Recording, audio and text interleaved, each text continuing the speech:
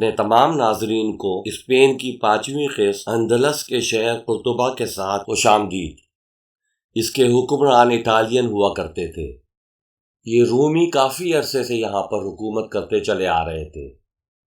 شہر کے بیچوں بیچ یہ جولین سیزر کے دور کے آثار قدیمہ موجود ہیں۔ یہ جو پل آپ دیکھ رہے ہیں یہ رومیوں نے ہی اپنے دور میں بنوایا تھا۔ یہ رومن پل دریائے گوادال کے اوپر واقع ہے۔ سن 711 عیسوی میں بربری مسلمانوں نے قرطبہ پر قبضہ کر لیا اور اس شہر کو اندلس کا دارالحکومت بنا دیا۔ یہ بتاتا چلوں کہ اندلس موجودہ ممالک اسپین، پرتگال اور جنوبی فرانس پر مشتمل ایک وسیع علاقہ ہوا کرتا تھا۔ پھر سن 763 عیسوی میں مفرور اموی شہزادے عبد الرحمن اول نے اس شہر پر قبضہ کر لیا اور اس خاندان نے یہاں پر ایک طویل عرصے تک حکومت کی۔ مسلمانوں کی حکومت ہونے کے ساتھ ساتھ اس ملک کی قسمت بدل گئی۔ انہوں نے جاہلیت کو ہٹا کر اس ملک کو یونیورسٹیوں سے بھر دیا۔ سائنس اور ٹیکنالوجی کے ساتھ ساتھ جگہ جگہ ریشم بنانے اور عطر کشید کرنا سکھانے کی درسگاہیں بنا دیں۔ یہودیوں اور زرتشتیوں کے ساتھ جانوروں جیسا سلوک کیا جاتا تھا۔ مسلمانوں نے تمام مذاہب کو مکمل آزادی اور عزت بخشی۔ سن 1000 عیسوی تک اس شہر کی آبادی بڑھ کر 5 سے 10 لاکھ افراد تک پہنچ گئی۔ یہ اس وقت کی پوری دنیا کا 0.1% حصہ تھی، یعنی پوری دنیا کے ہر 1000 افراد میں سے ایک فرد یہیں کا شہری تھا۔ آج کل یہاں کی آبادی تقریباً 3.5 لاکھ ہے۔ یہاں کا درجہ حرارت گرمیوں کے موسم میں یورپ بھر میں سب سے زیادہ گرم ہوتا ہے۔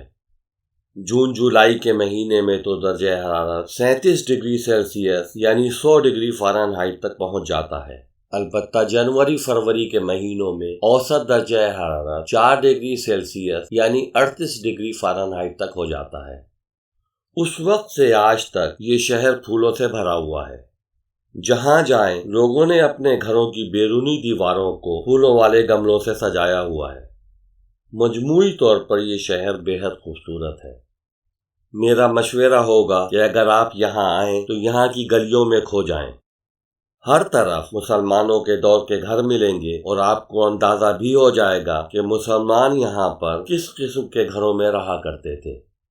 یہ پلاسیو دی ویانا ہے۔ یہ خوبصورت گھر اور اس کے بے مثال باغیچے دیکھ کر آپ یہ اندازہ لگا سکتے ہیں کہ مسلمان یہاں پر 1200 سے 1300 سال پہلے کس طرح سے رہا کرتے تھے۔ جب تک آپ یہ گھر دیکھیں آپ کو کچھ تاریخی پس منظر بھی بتاتا چلوں۔ اسپین کی پہلی قسط تاریخ ابن زیاد میں آپ کو ابتدائی واقعات بتا چکا ہوں۔ جب عباسی خلفاء خلافت پر قابض ہوئے تو ڈھونڈ ڈھونڈ کر انہوں نے اموی شہزادوں کو قتل کرنا شروع کر دیا۔ ایسا ہی ایک شہزادہ عبد الرحمن بن ہشام بن عبد الملک تھا۔ اس وقت اس کی عمر صرف 20 سال کی تھی اور کسی نہ کسی طرح سے عباسیوں سے بچ کر دمشق سے بھاگ نکلا۔ دریائے فرات پار کرنے کے بعد مصر کی طرف چل پڑا، لیکن وہاں بھی عباسی جاسوس اس کا پیچھا کرتے ہوئے پہنچ گئے، جس کے بعد یہ خاموشی سے تیونس افریقہ کی طرف رخ کر گیا۔ وہاں سے بھی عباسی خلفاء کے دباؤ میں آ کر عبد الرحمن کو کوچ کرنا پڑا۔ چونکہ اس کی ماں بربر تھی اس لیے اس نے مراکو میں پناہ لی، لیکن اس دورانیے میں وہاں بھی آپس کی رسا کشی کی وجہ سے حالات خراب ہو گئے اور اس نے غرناطہ کا رخ کیا۔ چونکہ اس وقت اموی خاندان کا صرف یہی ایک شہزادہ زندہ بچ پایا تھا، اس لیے راستے پر لوگ حمایت میں ملتے رہے۔ یہ بذات خود بے حد ذہین سیاستدان تھا اور بالآخر غرناطہ پہنچ کر الفہری کو شکست فاش دے کر یہاں کا آزاد و خود مختار حکمران بن گیا۔ پھر اپنی ذہانت سے نہ صرف حملہ آوروں کو شکست فاش دیتا رہا بلکہ اپنی سلطنت کا حلقہ بھی بڑھاتا رہا۔ اس خاندان نے اس پورے علاقے پر تقریباً 500 سال تک خود مختار حکومت جاری رکھی۔ قرطبہ کے وسط میں یہ الکزار دے لاس ریس کرسٹانوس ہے۔ اسپینش زبان پر عربی زبان کا کافی اثر ہے۔